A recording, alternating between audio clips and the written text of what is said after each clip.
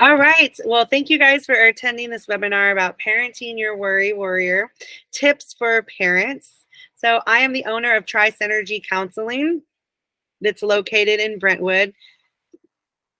I am a licensed marriage and family therapist, and I have a group practice with multiple clinicians. And we have a lot of specializations on working with kids, teens, adolescents, kids and teens, specifically with anxiety, depression, ADHD, and grief. And today we're going to talk about an overview, a little bit about what anxiety is, the types of anxiety, how it shows up for kiddos, what the anxiety cycle looks like. And then we're going to jump into some basic tips and strategies that I use with my clients, with my own kiddos when worry shows up. And things that I use that I know work. Again, always remember I'm not providing therapy through this webinar. I'm not providing you with any type of clinical diagnosis for you or your family. This is for educational purposes, and hopefully these tips and strategies will be helpful for you as they have been helpful for my clients and my own kiddos. A little bit more about me is I'm also a mom myself. I have a toddler, a 9-year-old, and a 16-year-old. Big gaps there. Almost one in every grade group, right? Or every school group. I never a dull moments. I'm also a parent, coach, and a wellness educator. And at the end of our presentation, I'll let you guys know about our wellness programs that we have going on. And when I'm not doing therapy and hanging out with my family, I like to do Latin dancing. And I also like to write. There's just a little bit more about myself. And we're going to jump right into what is anxiety. So anxiety is this biological, physical reaction, emotionally and physical reaction that the body has that's telling us that something isn't right, something doesn't feel right, something feels like a threat. Everybody has a little bit of anxiety. I tell my kiddos all the time, I feel anxious sometimes. And sometimes our anxiety can really be really good for us and push us to get that presentation done or that school assignment done because we're worried about it and it pushes us in the right direction. But when anxiety becomes what I like to call clinical anxiety, that's when it's really persistent, it's overwhelming, it's interfering with our regular activities, and makes it really difficult for us to engage with others. I like to call it that when anxiety is so big, it's keeping us from living our best life, basically. And when I think of kiddos, like it's keeping our kiddos from engaging in sports or engaging in things that you know that they love to do or love to be around, but the anxiety paralyzes them, right? That's when you have an anxiety disorder or an anxiety issue, right? Otherwise, anxiety is pretty normal and it can really help us move ourselves into the right direction. So here is an overview of anxiety types that are common for children that I see a lot in clinical practice. I'm not going to deep dive into all the diagnosis criteria to meet them. I'm just going to give an overview. So it's like an umbrella. We have the umbrella of anxiety, and then from the dangles, we've got other things, other types of anxiety over or underneath the umbrella of anxiety. We have what's called GAD, generalized anxiety disorder, and that's just overall big worry, big excessive worry throughout the day. It could be about what they're wearing, picking out to wear something. It could be their homework, if they said something right when they answer the school or answer a question at school. Are they going to get to work on time? Are they just general worry over a lot of different things? And what we know here in the United States, and in the most recent data that I found in 2019, that we know that 9.3% of the children ages 3 to 17 actually have been clinically diagnosed with anxiety. And that is 5.8 million that have been diagnosed. And I suspect that the number is higher, especially post-pandemic or during the pandemic and more. But I don't have those numbers. And then we have SAD. SAD is separation anxiety disorder. And so that's sometimes our kiddos feel sad when their loved one isn't nearby or they have to go to school. And that's a normal developmental thing. But when we have intense anxiety or fear around being away from someone that we love, I see this a lot with kiddos when they're not, they have to go to school and their stomach starts hurting and they're like, oh, I can't go to school because I'm going to miss mom and dad. I don't want to be away from mom and dad. With younger children, you see that it might be challenging for the parent to go to the next room. The child has to be right there. I've had parents report a kiddo who has a separation anxiety. Maybe they can't take a shower without the parent being in the room, or the parent can't take a shower without the child being in the bathroom with them because of fear around, I can't be away or far away from my parent or my caregiver. And that continues as they get older. It continues if it doesn't get addressed. So that's what separation anxiety disorder. And then you have what's called selective mutism. That is, you see very commonly, I guess, wait, let me rephrase that. You see selective mutism more in younger children than older, but it is still something that even adolescents or adults may struggle with, but it's more commonly seen and diagnosed in children, younger children. So that's when a person is unable to speak in certain social situations. They don't have any developmental problems. They don't have any traumatic brain injury that keeps them from verbalizing. It's just they are terrified of speaking and they get paralyzed from saying anything, to the extent, an example could be an adolescent who has selective mutism. The teacher called on them in class to answer and they're frozen and they do not answer. And they may say nothing for the rest of the class, no matter how many times someone talks to them. And they're often seen as, well, they're being disrespectful or rude. And it's actually the problem is the anxiety is paralyzing them from being able to speak. And so I've treated that before very successfully. And there's a lot of hope around kiddos who have anxiety. It's one of the most treatable things out there, actually, if you get them into the right therapy and with the right supports. And then you have panic disorder. That's where you have intense discomfort or fear in certain situations or places, and you have a panic attack. A panic attack on the lower end could be deep breathing, hyperventilated breathing, sweating, and the higher end, they're passing out, or they do pass out, or their heart rate is beating so fast that they think they're having a heart attack. A panic disorder or having panic attack, you cannot die from a panic attack.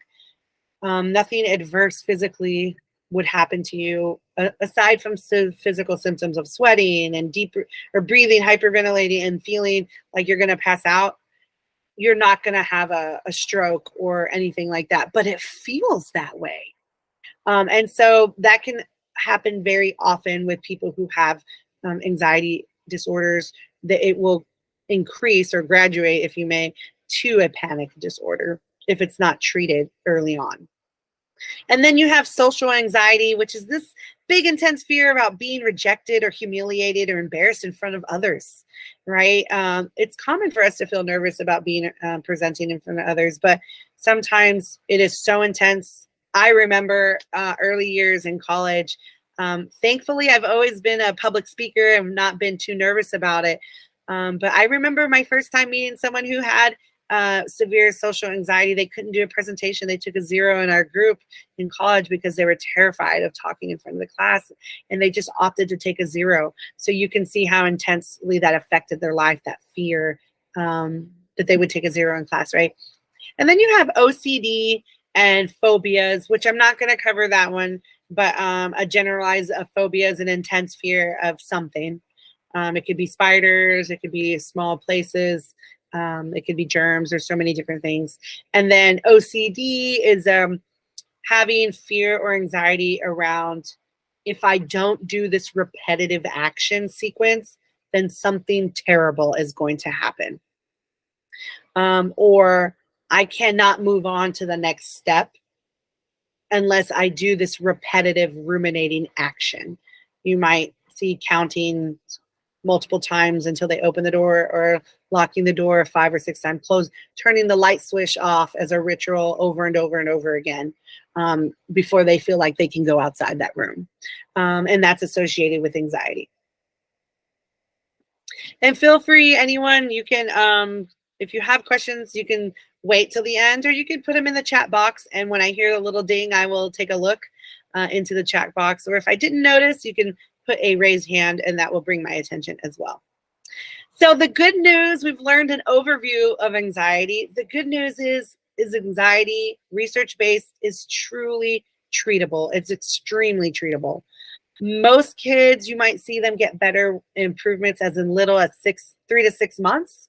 A year in treatment services for most kids who have had maybe some more complex issue with the anxiety. For example, sometimes we have trauma, right? A kiddo's experienced some traumatic event, and that was the birth of the anxiety. So when we have more complex issues, we might take a longer time to help that client feel better. But typically 3 to 6 months or to a year, when you can have your kiddo having a more fun functioning level without the anxiety monsters controlling their lives. When I'm working with kiddos, I have a lot of worry talk around the worry monster. And you're a worry warrior. And we're learning how to look at worry differently and how to make our worry feel less powerful and ourselves more courageous, right? More warrior-like.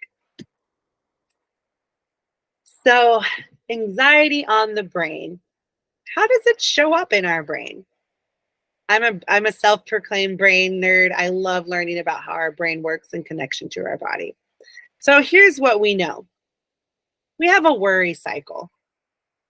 And what happens in the brain is our brain and our body gets triggered by something. It could be a situation or an event.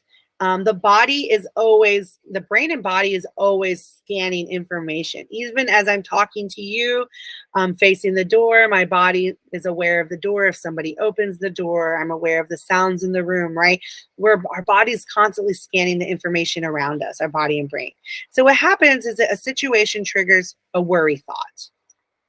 And that worry thought activates feelings of fear. And then our body gets a fear response. So let's go with the example of having to answer a question in class. The teacher called on them, right? So the situation is that the child's been called on the class to answer a question. The worry thought is, if I open my mouth and answer, I don't know the answer, and I'm going to get in trouble for not knowing. So now they're feeling anxious and fearful. And now their body is maybe frozen. Maybe they go silent, right? Maybe they're bouncing their leg up and down, but they're not responding, right?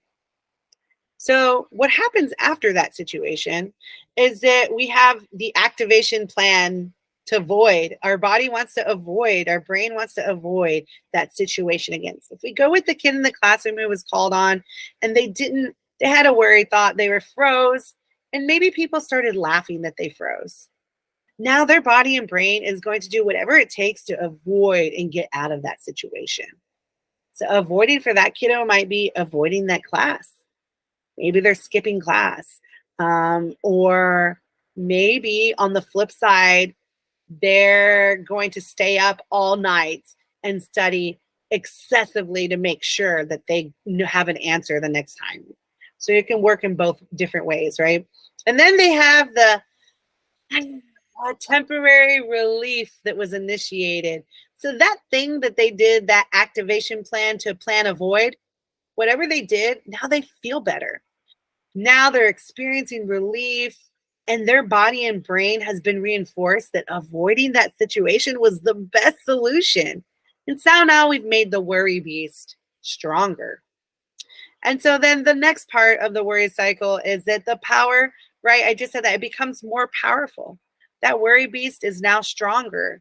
And I always tell the kiddos, don't feed your worry beast. We don't want to feed him. We don't want him to get stronger. We're going to make ourselves stronger. And so that is the worry cycle, and it starts all over again. So anxiety in the brain. So we have here our amygdala, and I like the hand model, which I did not come up with. But when we think of, so this is the top part of our brain, the cortex part, and then this is the front part. And then when you open the brain, or we call it also flipping their lid, but when our emotions are too big. But when you open the brain, you have the limbic system. And then right here, you have the amygdala, which is the smallest part of your brain, but it has a huge job. So that is the central processing center for our emotions, fear, love, all of our emotions. But it also links our emotions to other parts of our brain with other abilities. Memory, learning, and senses. All of our senses are connected to those feelings, that feeling area. And so it processes things that we're hearing and what we're smelling, touching, feeling, and it was putting it into learning for us. And we're learning what's dangerous, right? I love the example of like children and toddlers. I have a toddler, right? And they put their hand or something fell when they grab something. Now they know, oh, I'm not doing that again because that hurts. Well, our body and brain is doing that when we learn about situations that make us anxious. We're learning that we didn't like that situation or that environment, right? Um, so what it codes into our brain so that when we experience something similar in the future, then that amygdala is going to fire and it's going to cause us to feel that fear of or similar emotions to whatever that was associated in the past. For example, um, someone was bitten by a dog, and maybe it was a big dog, and it was a dog that was not on a leash, and it was outside, and one of those our feral dogs that maybe not have a home, and they've got bit one time. Yes, it was traumatic, it was scary, and now they're anxious when they're around even little bitty dogs, or maybe they're anxious around other animals and even rabbits because their brain has associated animals with fear. So that's just kind of an example of how it gets encoded. And then I have a little here about, we talked about here how the amygdala is also linked and using, like when we think of fear and panic systems, our heart rate goes up, right? So we had an anxiety trigger, our amygdala is getting fearful, right? It's sending out that message to the brain and body. Our heart rate has gone up.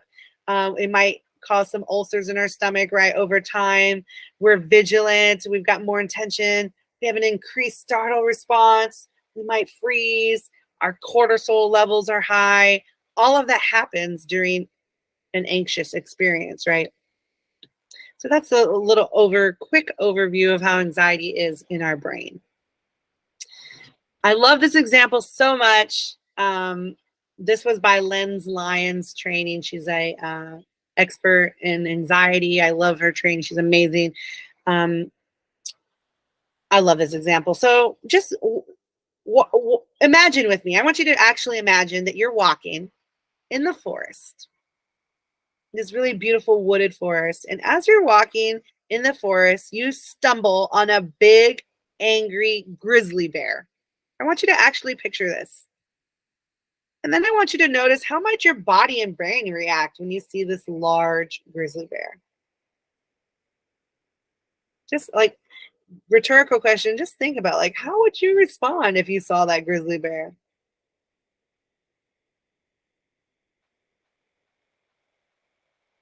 I know for me, I envisioned one or two things that happen. I might freeze or I might run and sprint as fast as I can. I think that's one of the two things that would happen for me. So I love this example because your child's body and brain think that, and I'm going to use the example for school. That's why I put that in there. If you have a kiddo that's having anxiety around school, their body and brain is responding that school or leaving their parents or going to this birthday party or going to gymnastics class, whatever the anxiety trigger is like they're facing this angry grizzly bear. And we all know that there's no grizzly bear there. But that person experiencing that anxiety trigger, that's how their body feels. That is a raging grizzly bear. And they don't know what to do when they see that. And so I hope that that's it's a powerful imagery for me myself. And I hope it is for you guys when you see a kiddo or a person dealing with some really intense worry about a situation and you're kind of like, I don't get it. Why are they behaving this way? It's not a big deal. It's not that scary. They did this one time before. What's the deal? It's like a grizzly bear for them. And they don't have the tools and they don't know what to do to make it feel less scary.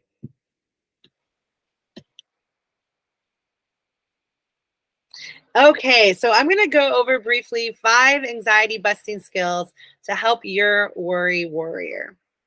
So we're going to give some tips to help your child harness their inner worry warrior, and it takes practice and it takes patience. These skills that I'm going to give you guys aren't magic words or magic skills that are going to make your kiddo transform within 24 hours. Just like things don't happen overnight. If you're I was trying to think of an analogy off the top of my head. You're training for a running marathon, right? You're not going to run those 13.1 miles overnight. It's going to take endurance and practice, right? Same thing with your kiddos.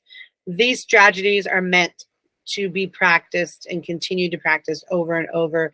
And you're going to see the confidence and the growth in them over time. Okay.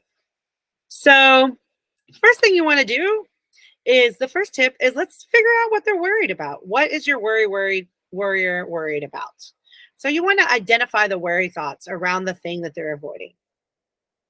You want to be curious about what the kiddo is thinking about the avoidant. What is it that they're avoiding?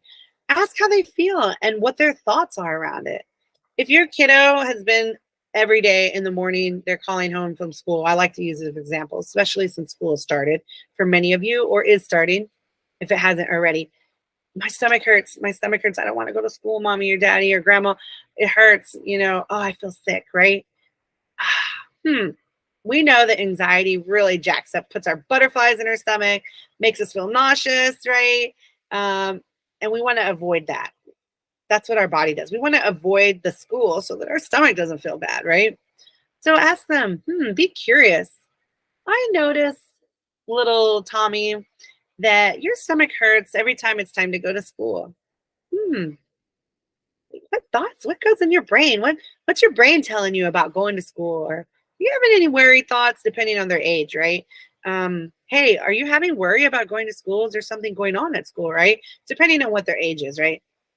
So identifying what is it that they're worrying about and what are the thoughts happening there.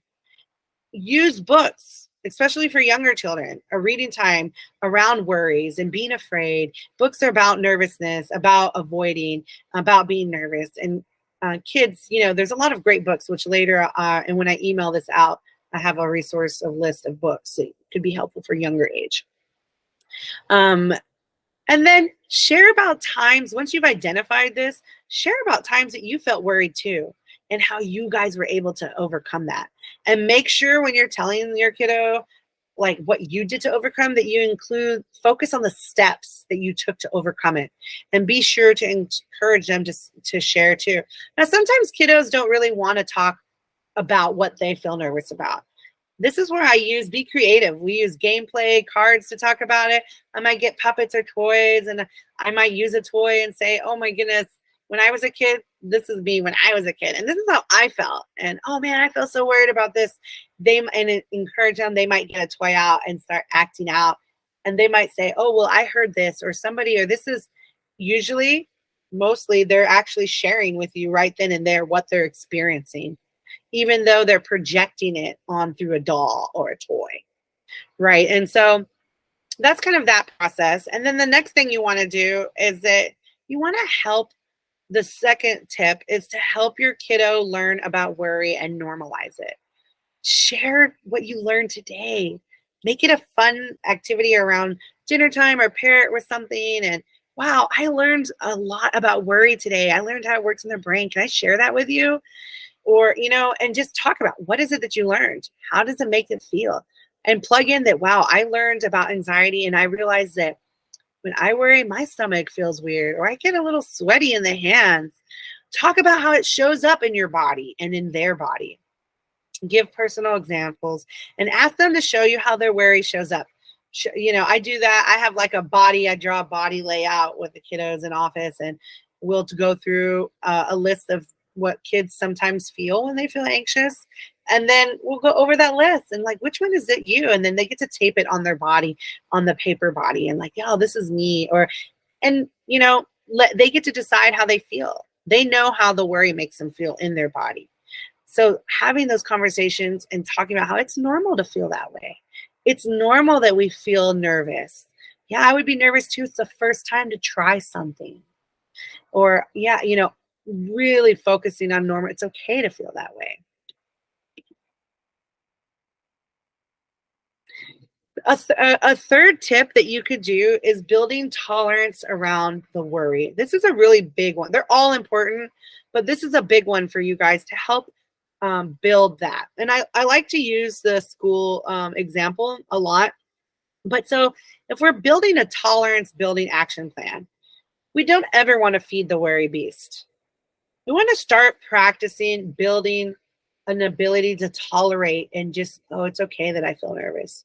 I know that that nervousness is going to show up, and I can lean into that worry a little bit and not avoid it.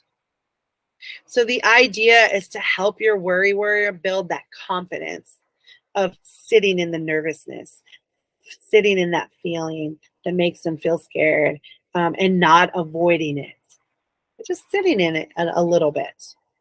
We want to set up situations around the avoidant. So whatever it is that they're trying to avoid or they feel worried about, we want them to practice tolerating that feeling of worry little by little. We don't want to, if we give, I'm going to do an example of doing, maybe they're going to try gymnastics for the first time. And they're really worried and fearful about trying gymnastics. We've already done the other techniques. We know what the worry is. It's about going into the classroom with a bunch of kiddos that they don't know. Okay. They feel worried about that. And we've talked about times we felt worried, and it's normal to feel that way. Now we're going to set up building tolerance. So before their first day of class, we're going to ask the instructors, and we're just going to practice going to the building. How does that feel? Oh, I feel nervous about coming in the building. Okay. You feel a little bit nervous. All right. Well, I'm going to stand right here, right in the front entrance with you. Okay, great. We did that. Now tomorrow we're going to go all the way inside, and we're just going to watch for 5 minutes people do their gymnastics class. How did that feel? Okay, well, it felt not so much scary anymore to just go into the building. Okay, I do feel nervous. I feel like people are looking at me. Okay, you're worried that people are looking at you. Yeah, people are curious. They're looking around the room, right? Okay, today we're going to step into your class, and you're going to participate for 5 minutes in your class. Okay. So you're building it up little by little. You're breaking it down and meeting your child where they're at. And you're going to praise and really reward every courageous warrior step they take to overcoming that big, intense fear. And you want to practice if they have a play or a recital or something coming up, or they're going to get on a plane or something, you want to practice in advance as much as possible within reason. You want to try to do that as much as possible. And then remember, it's okay if they have big feelings about the practice and they're resistant. Normalize that because they feel scared. Their body and brain is trying to do everything it can to avoid. And so acknowledge all of those feelings. And then remember to breaking things down into little parts, because that way we're titrating. We're not forcing them to do the big thing. We're helping them get little by little and build that confidence. Look what I can do. I can do it, right? Okay, and then we have, this was an example of building an action plan. I did this one around school. They're scared of going to school. It's a new school. We have 3 to 7 days in advance. We're going to start practicing that morning routine and practicing how the child will arrive to school. We're going to talk about all the steps that happen.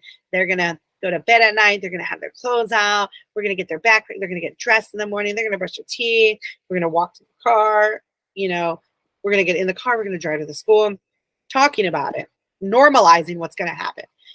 Excuse me. And then we're going to practice the arrival at the school before school starts. Then you're going to walk with them to the door. And then you only walk to them halfway. And then you're going to stay at the car. And then you're going to have them walk from the car to the door. That's not all in one go. Or maybe you're chunking out 4 hours of your day on a weekend and a Saturday before the event happened, or whatever it is that they're working toward. For this is a school example. And we're going to practice that. You're going to practice that over that 4-hour period and build their confidence, right? Ideally, you want to give more time. But if you only have 3 days before the activity or the event, well, then maybe you can spend more 4 or 5 hours or a chunk of time practicing that, right? And then you would practice how they would return from school and be sure to talk about the steps that would happen. And then other tips is be sure to have each parent or the other adult who might be picking up the child be part of the practice plan. If you know that the first day of school or the first day of the event or they have soccer practice, whatever, that you're not going to be the one that's picking them up, make sure that other person is in on the plan and they've practiced this with the kiddo and the kiddo knows what's going to happen.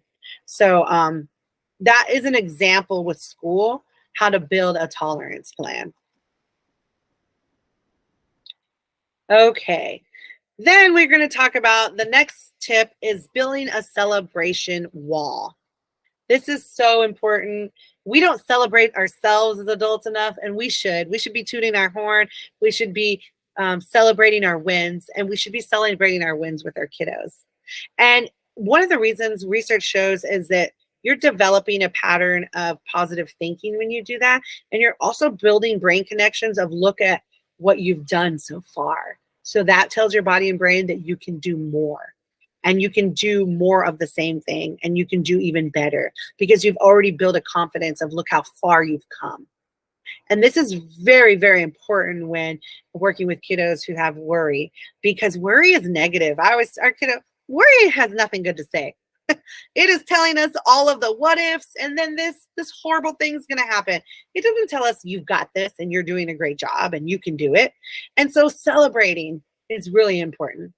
So you do it whatever feels easy and fun. You can have a celebration wall, a toot your horn wall. You can get your whole family involved. We're going to have Wins Wednesday, and we're going to check in every day about our wins during dinner time and where we've been doing really well. Maybe we're doing high fives. Maybe we're having fun dances. Maybe we're doing a sticker chart. Having rewards at the very beginning can be so powerful and helpful and transformative of setting a foundation. And then you don't always need it, the reward chart. You won't need it forever, but it's a good foundation building tool to motivate them, because worry doesn't want us to do those things, right? It's trying to protect and avoid. But you want to really focus on celebrating when they're able to overcome to make those first steps, right?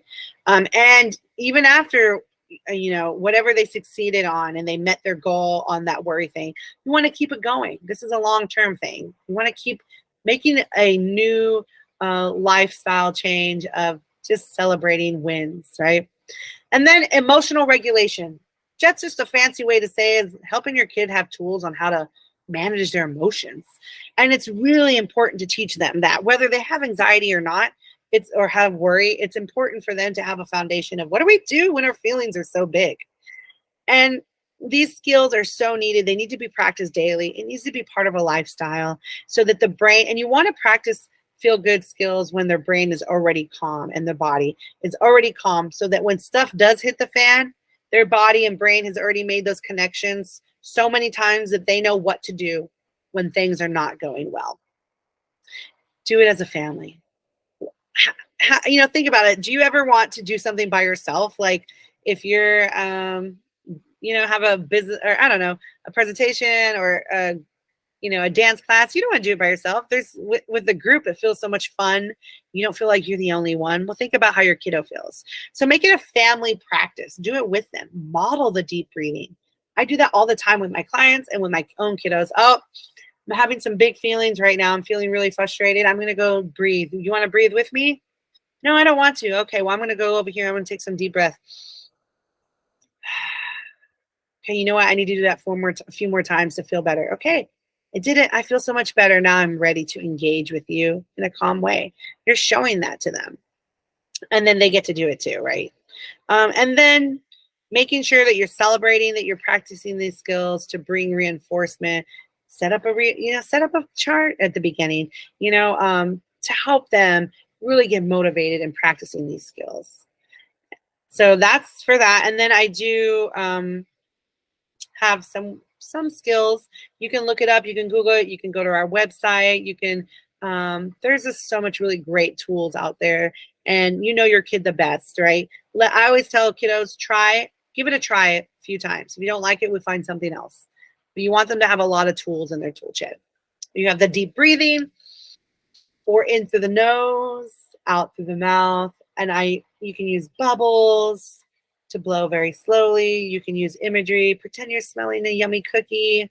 Now you're blowing the cookies really hot, so you have to blow make it cool down. Different things that you can do to encourage deep breathing. Rainbow breaths. A lot of my younger kids love that one. That's kind of where you're doing like prayer hands and you go up and then extending like a rainbow. And you're doing very slow in through your nose when you're coming up. And when you're extending into your rainbow, you're breathing out very slowly. And then butterfly tapping. I really like this one. I use it for myself. This is bilateral stimulation that really helps regulate nervous system, central nervous system. And you just keep tapping until you feel calm. Sometimes you can put fun music, like relaxing music. You can think positive thoughts. You can sit there and be silent. We can talk it out. Anything. It's very relaxing. You can also do this with your knees, tapping.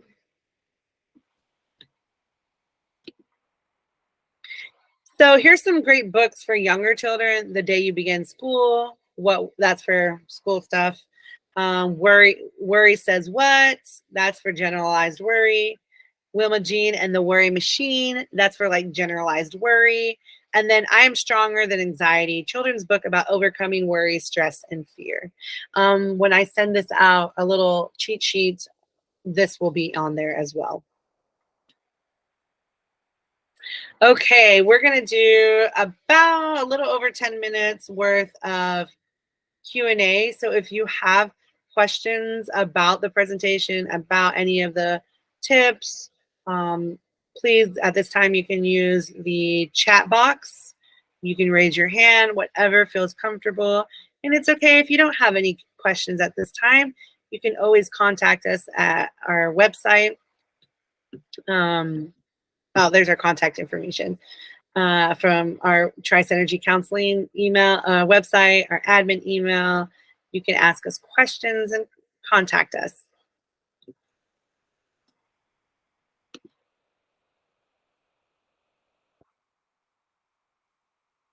Oh, yes. I have books. I need all the books we can get, please.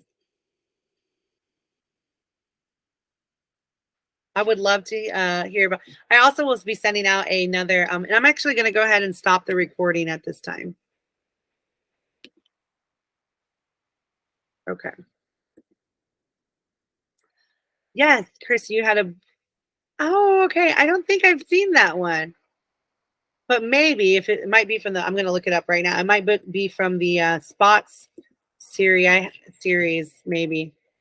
Yes. Okay, it is. I don't have that book, but I have from the Spot collection. I do have some books and some of their little emotion stuffed animal things.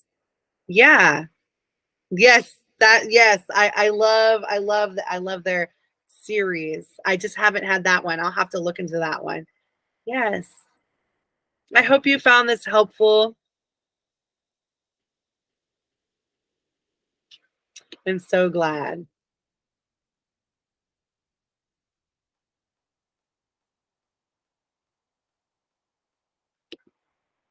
So what I'll be doing, oh, thank you so much. I was just going to say this last comment. If you have to go, it's totally fine. Is that in the next few days, I will have this link and I will email it to your email that you signed up with. And it'll also come with a little PDF file with the guide of like how to set up a tolerance plan and all of that and some more books. So I'll be sending that out to you. Thank you so much for attending, Chris. You have a good day.